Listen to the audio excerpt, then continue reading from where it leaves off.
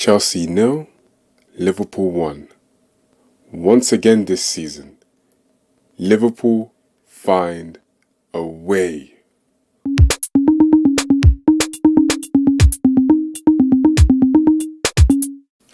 What's good, guys, and welcome to another episode of Mini Football Logic. It's Zeno here, and today we're going to be talking about the Carabao Cup final. As you know, at Wembley, Chelsea-Liverpool once again. This time, this match was a bit different to the games that we've seen in the past between these two in a cup final. Now, as we all know, Liverpool had a bunch of absences in terms of injuries. Now, Chelsea had a couple themselves, but not to the same level and impact that Liverpool had.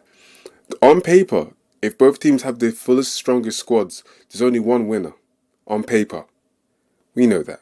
Chelsea are right now in this perpetual cycle of pain and broken promises, while Liverpool, on the other hand, continue to establish themselves as one of the greatest clubs in world football at this moment in time.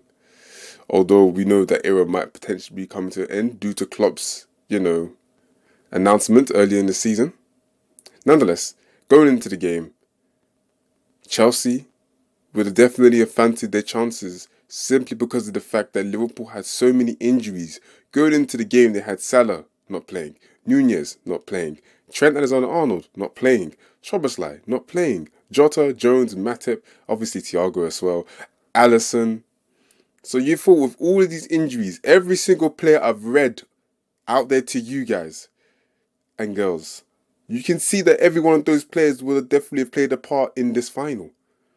Some of them playing a huge part in the final. Your Salah, your Nunez, Trent Alexander-Arnold, of course, probably even Szoboszlai, probably even Jota. All of these players are very important and crucial players. Liverpool put a bare bones team out there. Now, the back four was fine, pretty much. Apart from the absence of Trent, the back four was there. Konate and Van Dijk at the heart, Robertson at left back. Kelleher, as we know, is probably the most able number 2 goalkeeper in world football. Yeah, that's calm. Midfield, McAllister. In midfield with Endo and Gravenberch, who probably wouldn't have started if, of course, Liverpool had more of their options available in that department. Nonetheless, obviously, the front three is where the true damage of the injuries lay. Gakpo, Elliott, and Diaz. These three are basically the backup three to the main three, in my eyes, and probably to a lot of people's eyes, including Liverpool fans. The front three is probably, at this moment in time, if there was no injuries, Jota, Salah, and Nunez. That's probably the front three. Maybe Diaz gets in every now and then. So Chelsea would have definitely fancied their chances because they had a strong team out there. Pretty much all the key players were there. Obviously, Nkunku was on the bench, but obviously Palmer was out there, Jackson was out there, Sterling was out there, Gallagher was out there, Enzo was out there, Casido was out there. Nonetheless, enough of the comparison of injuries and all of that nonsense. The reality of the match is that the football matches are played on the pitch, and on the pitch, can't lie, Chelsea started off a bit shaky. Now, obviously, they grew into the game a lot more and they started to create chances and started to put the pressure on Liverpool to the point where, when the 90 minutes ended, you could say that Chelsea was truly in the ascendancy. Liverpool seemed out on their feet. Now, as we know already, Gravenberch got injured early in the game and Klopp was forced into playing Bradley, who we know is a right back, at right wing, but put Gomez on to play at right back. And Elliott had to play midfield, and obviously, in the eyes of many, Elliott is a winger. At best, an attacking midfielder, not a central midfielder. It's a very interesting experiment that Klopp has gotten there, but Elliott is given all he could, and he gave all he could during the match. So, in hindsight, it might have been an inspired substitution. But he didn't just take the piss, Klopp. He took it to a whole different dimension. He literally put on more kids. Like the Dan's guy, obviously McConnell, who we saw actually make an impact in the FA Cup tie against Norwich. And obviously Kwanzaa came on as well. And Bobby Clark. At this point, I think there was 6 academy products on the pitch by the end of the game. 6? That's more than half the team that was out there that finished the game. It's remarkable. The team was absolutely bare bones. Klopp had no choice but to play the kids. And yet they found a way. How many times have I said that this season that Liverpool continue to find a way? How do they keep doing this? It's the championship DNA. It's the winning DNA. Now, many people might criticize Klopp for not winning as much as maybe they imagined him to win if you're putting him in the same category as the likes of Pep and Ferguson. But you have to look at where Liverpool were when he became manager and where they are now and where they've been throughout his time at Liverpool. This, he said, was his most special trophy victory, and I do not blame him.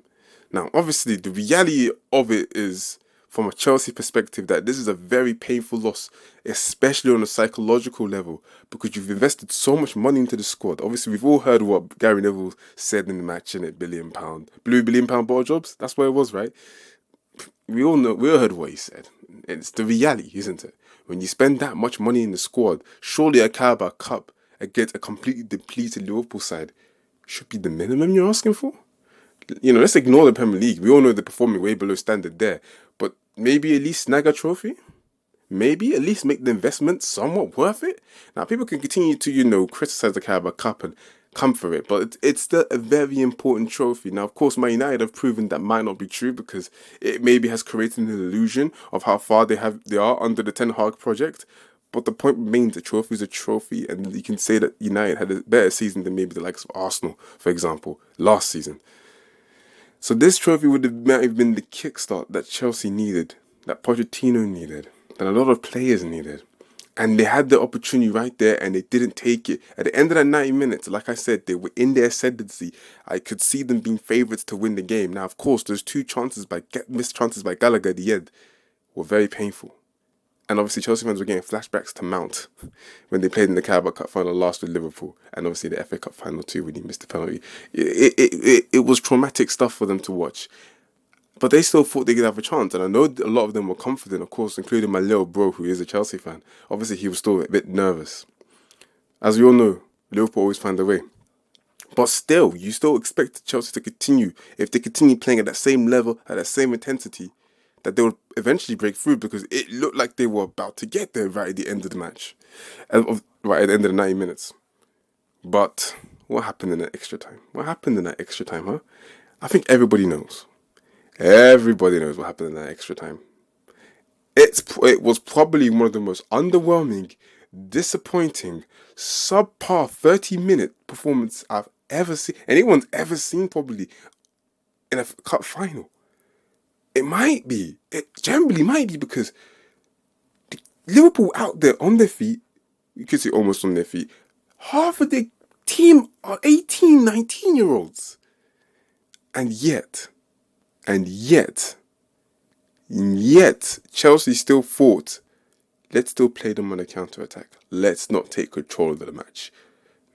Now, criticism might be laying at the feet of Enzo Fernandez, who we know as the midfield controller for Chelsea, the tempo setter. Throughout the match, he was basically invisible.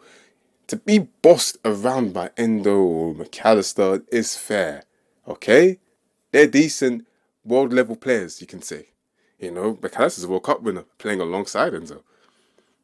But for McConnell to come on, and Bobby Clark to come on, and you still can't impose yourself, it raises question marks about your ability as a footballer, or whether you can actually handle it at the top level at a consistent rate. He was invisible. Absolutely invisible. Now, Casido tried out there. He got a bit lucky for not getting punished for the accidental challenge he might have had with Gravenberch. But Enzo just didn't do enough. But I'm not going to lay the blame at Enzo, isn't it? You can't do that. The moment, funny enough, Gallagher obviously missed those 2 chances and he's going to get some of the blame. But when Gallagher went off, suddenly the energy and the essence and the fire and the passion of Chelsea just disappeared. All of a sudden, they were still in their ascendancy when he was on the pitch and then he went off. At the time he went off, Chelsea was still, you could say they still had a great chance of winning this match. And then all of a sudden, they were playing for penalties and blood. I can't believe this, but Poch actually confirmed it after the game. They were hoping to get to penalties and play for penalties, despite the abysmal record against Liverpool in recent years on penalty shootouts. I couldn't believe that. But I guess what do you expect from a man that had to suffer the way he suffered at Tottenham? I don't think he's cursed or anything. I'm not going to go down that route because it's foolish. But it points to a lack of mentality. Because, yeah, sure, the players are tired. But as my little brother kept saying, you got to give it heart. You got to give it soul, passion. Because this is a cup final. You got to leave your soul out on the pitch. Regardless of what trophy it is, okay? it's still a flipping trophy. So for Chelsea to just completely sit back and drop back, and then Liverpool sense their moment as true champions do. Klopp has generated a culture there of winning, of always giving it your all, always giving it your best, always trying to find a way to win. And then Bobby Clark won that corner, and Tsimikas took that corner, and Van Dijk headed home for the second time in the match because obviously his first goal got controversially ruled out just because Endo blocked off Colwell, thinking that, Colwell might have stopped the goal from happening. Again, it's a bit sus.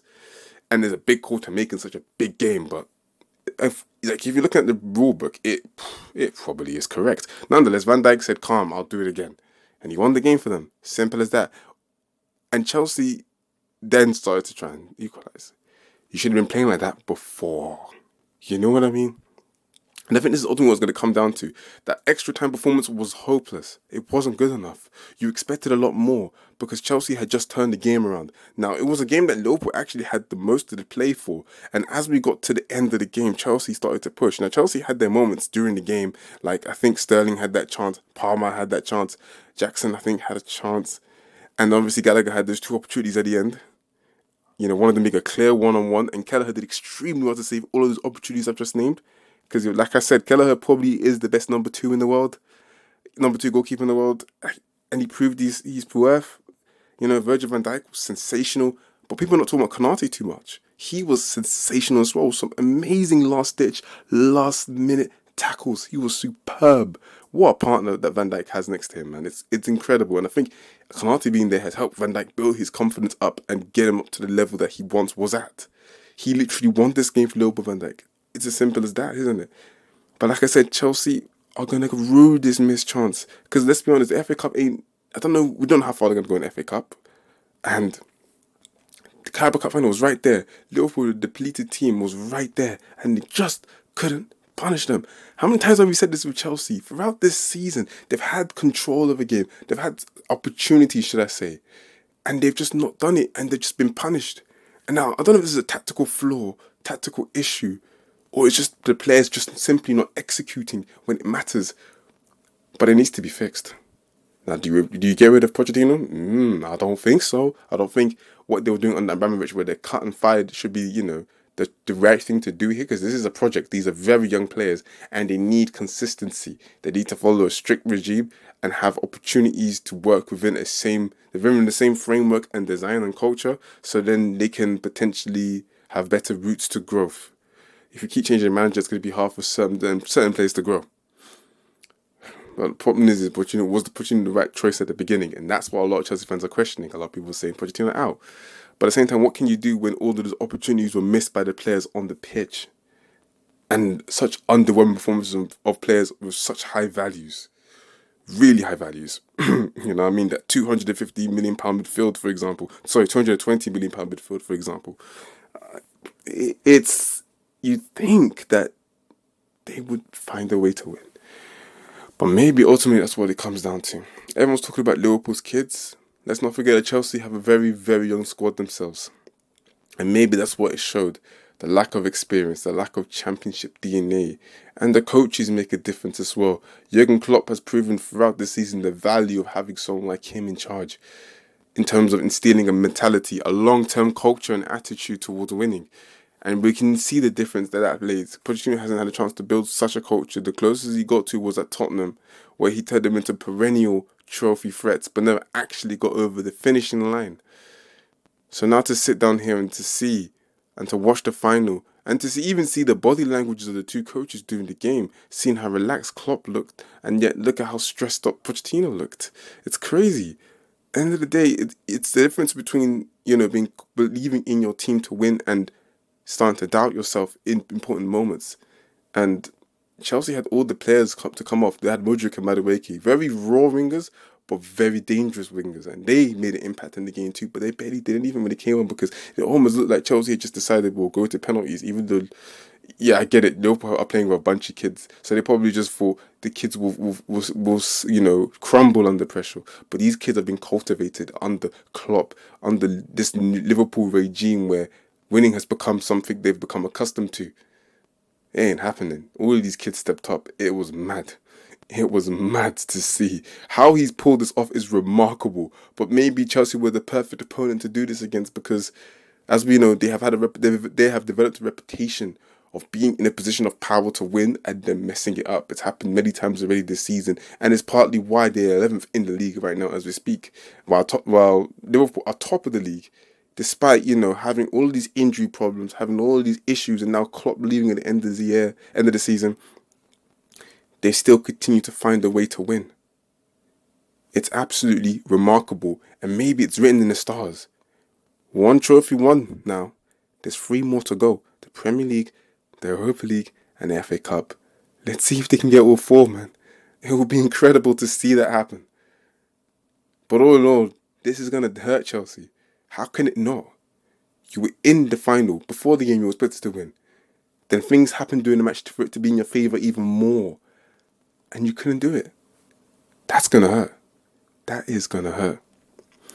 Nonetheless, I think I'm going to end it here. Thank you all for listening, and I'll catch you in the next episode of Mini Football Logic. Mini Logic.